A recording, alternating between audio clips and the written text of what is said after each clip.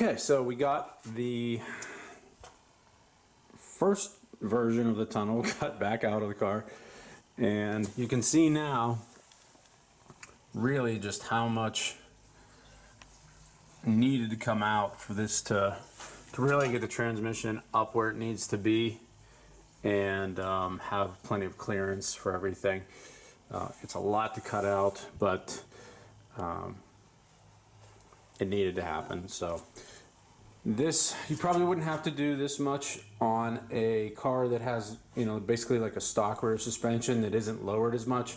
Because this has a 4-link and the rear end was moved up so much higher in the car, that's the main reason why I had to, you know, cut this much of the tunnel out. For a more stock application with, you know, say stock rear suspension or a little higher ride height, you probably wouldn't have to do as much.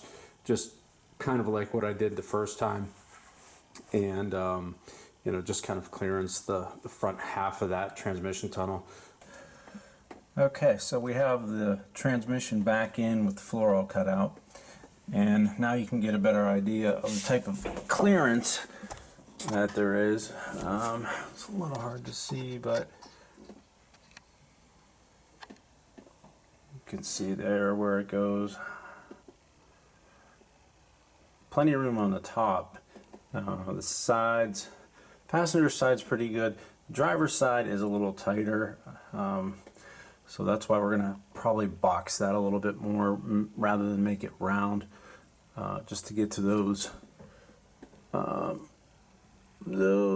two bolts there. This side there is a bolt over there, which is sometimes tough to get to, but these two top ones are the ones that are usually the most difficult. Not too bad with an extension and like a swivel socket, but that is kind of what we have to work with. Okay, so I got my measurements and I'm taking my first shot at making the front half of the transmission tunnel. And basically, I don't have a brake or anything, you know, to bend the metal with, but I have a good workbench. And bending it over the edge of the workbench seems to work pretty well. I'm using 20 gauge material, which bends fairly easy. And I think if it was a heavier material, this process wouldn't work so well. You would need some type of brake or something. While it's not a perfect bend, it does work pretty well. Let's see. You can see down the bend, like it's a little sharper in some points and a little more round on the edge, a little more of a radius on some points. I'm not overly concerned about that because this is eventually going to be carpeted probably, so.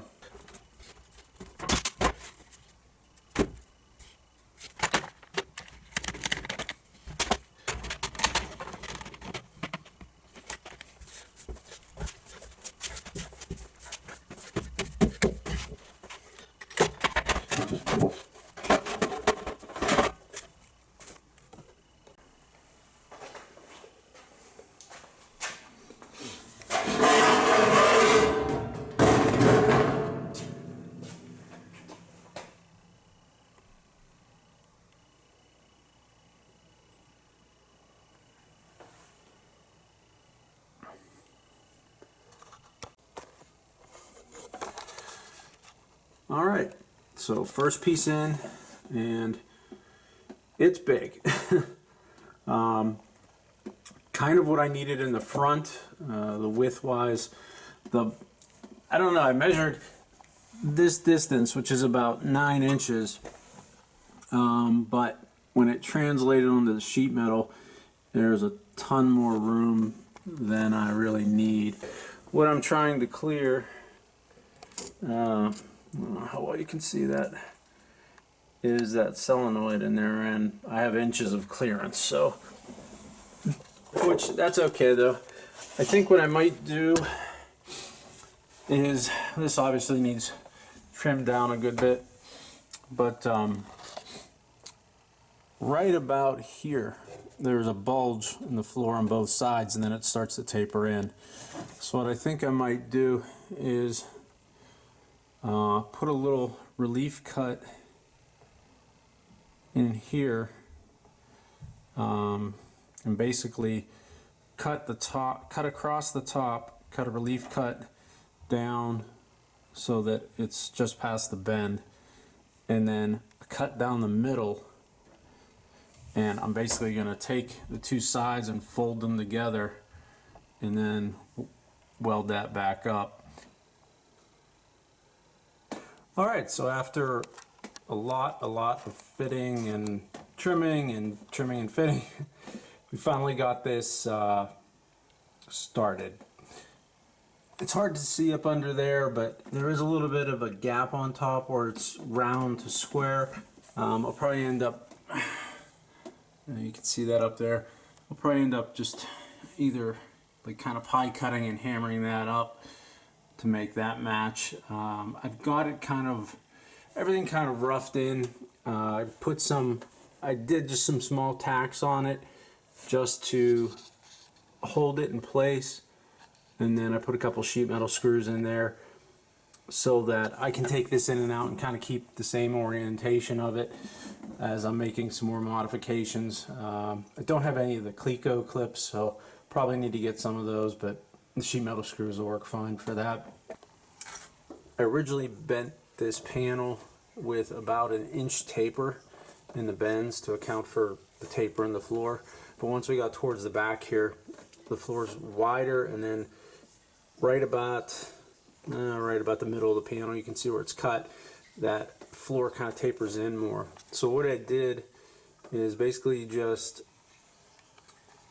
did like a pie cut in the top of the panel, cut the corners so that the panel could bend on the sides and just kind of overlap the top. It's kind of rough right now, but you can see basically what that did is allow that panel to kind of taper in, so gives us that shape and starts to follow this contour for the tunnel.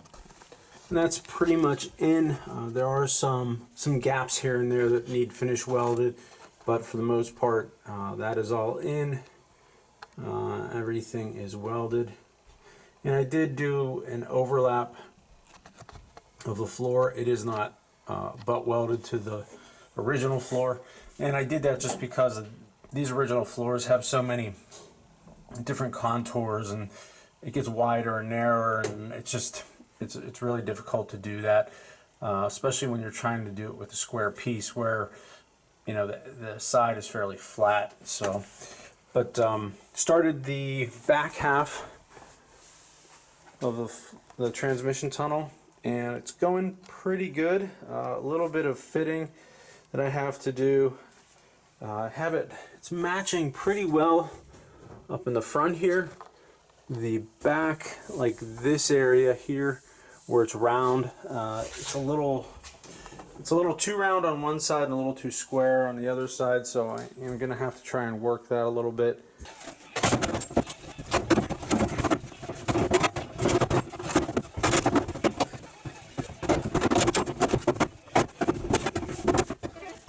We got the rear piece of the transmission tunnel in and fitted up, and it looks pretty good. I did a little bit of adjustment on this back section.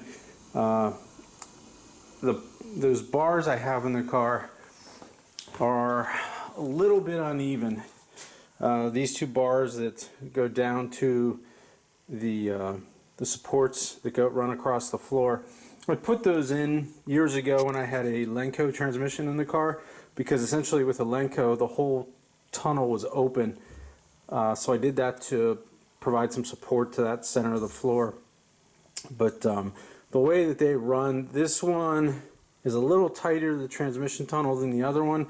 So when I make this piece, the gap is a little bit different on each side, which it is what it is. It's not a huge deal, because even though this transmission tunnel's going to be fitted and everything, it's not going to be really what you see. My plans are to either do carpet or some type of like a console or something like that over top of it. Nothing real big, just something pretty basic, but just something to cover it. I think the tunnel's coming out pretty nice, but you know, it's not something you want to just, you know, like paint and leave exposed. So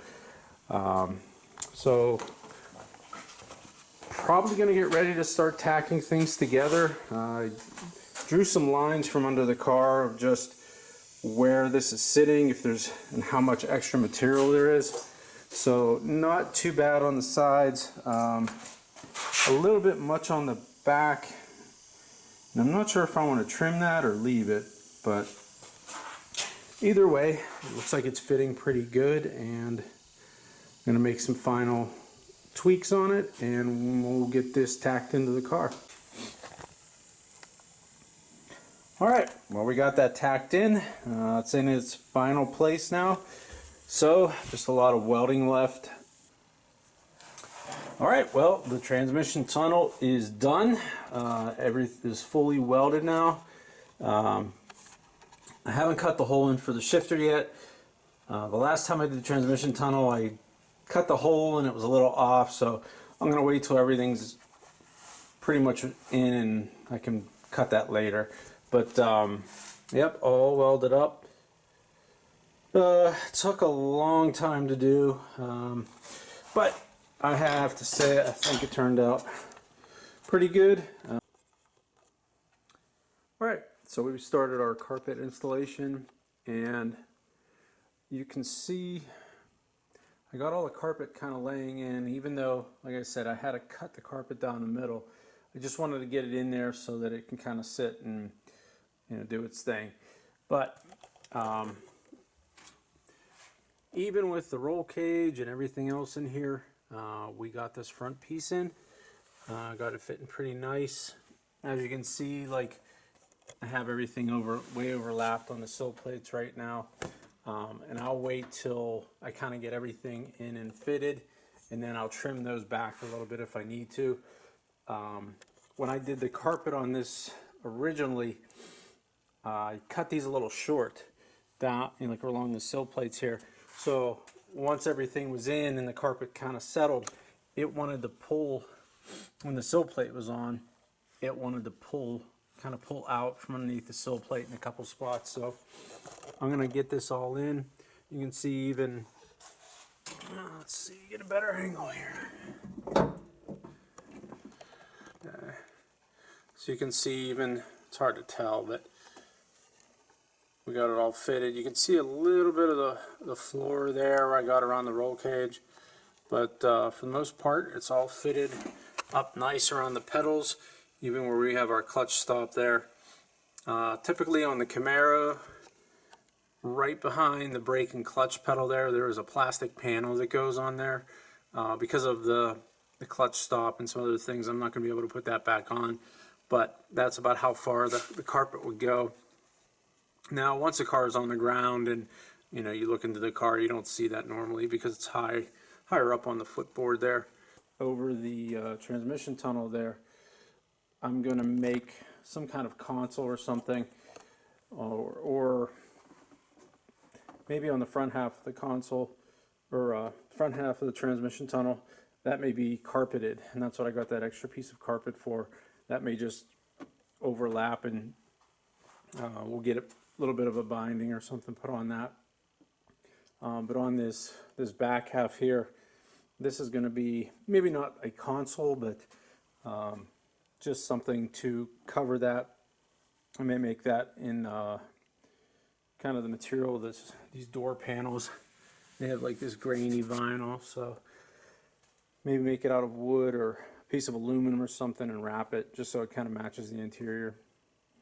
I have been working on a center console, and I haven't really made any videos of making the console.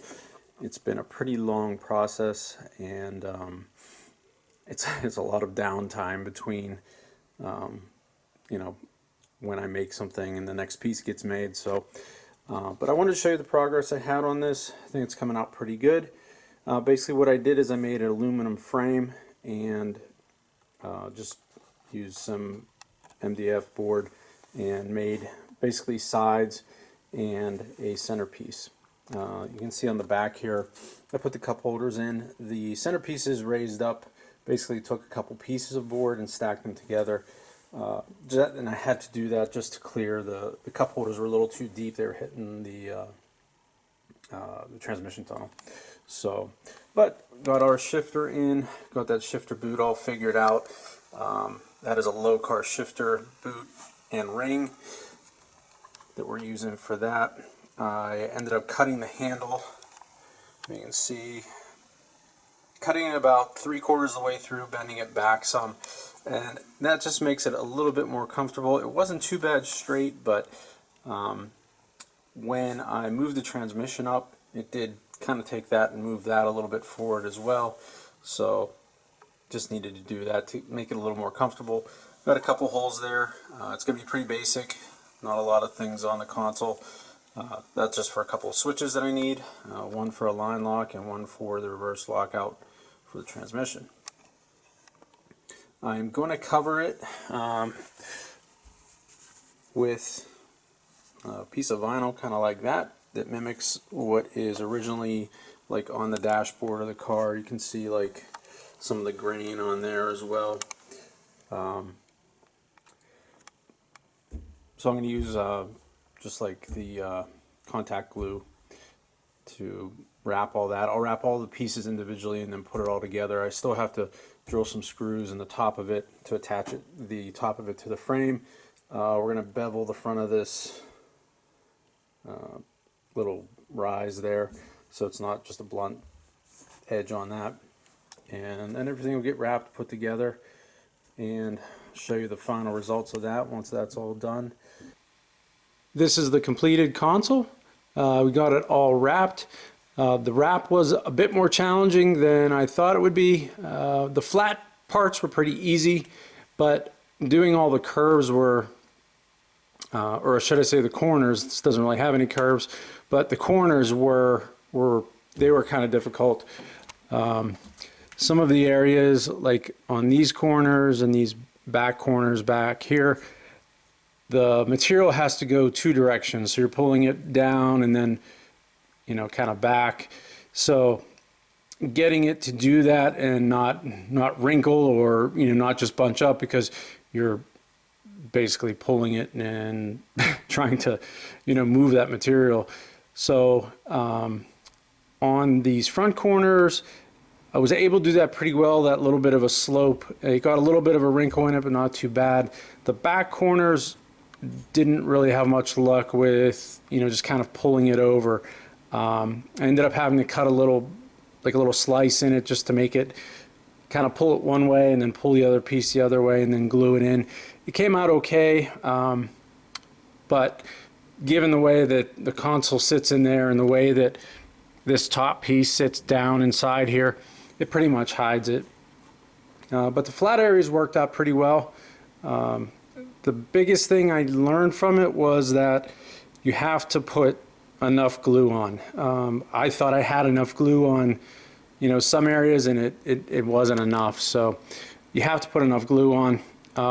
Much heavier than I thought I would have to. So the flat areas worked pretty good, but some of the areas, like over these edges, I don't know if you can see or not, but if you push on that, it'll kind of leave like a little indentation and then it comes back up. That's just because I didn't have enough glue on that edge.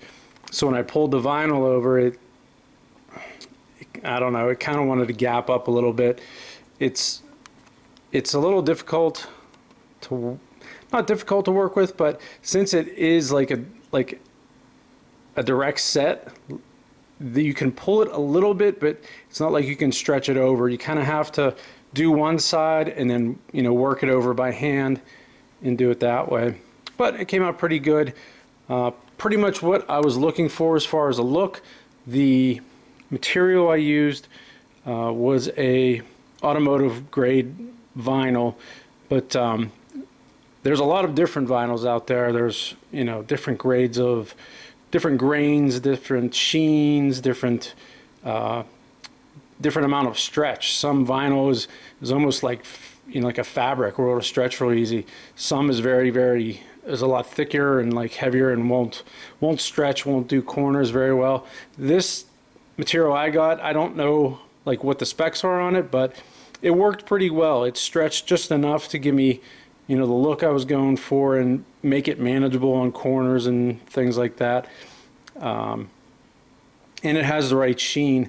That was the hardest thing, was finding something that kind of matched the stock, like this panel here, this type of texture that's on there.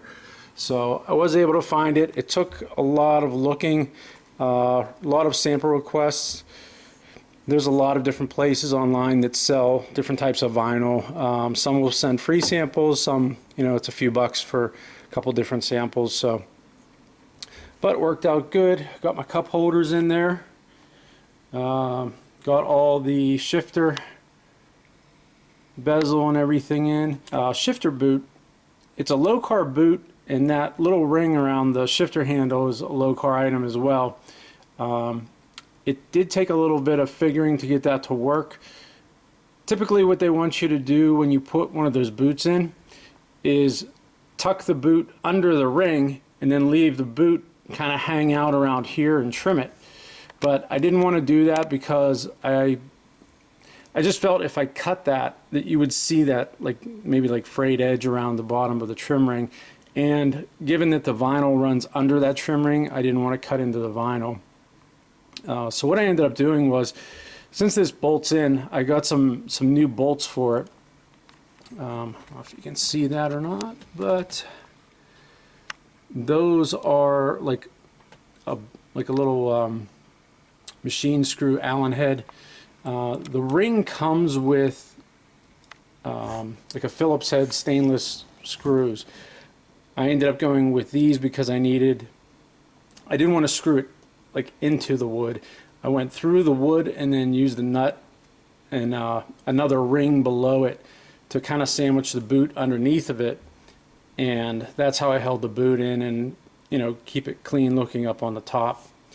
And then this little ring that is on there, that I actually used two boots. The one boot wasn't big enough, wasn't long enough for how I wanted to do this. Because the boot goes down under the console, I needed more material, and I needed it to be a little bit wider so I can stretch it enough.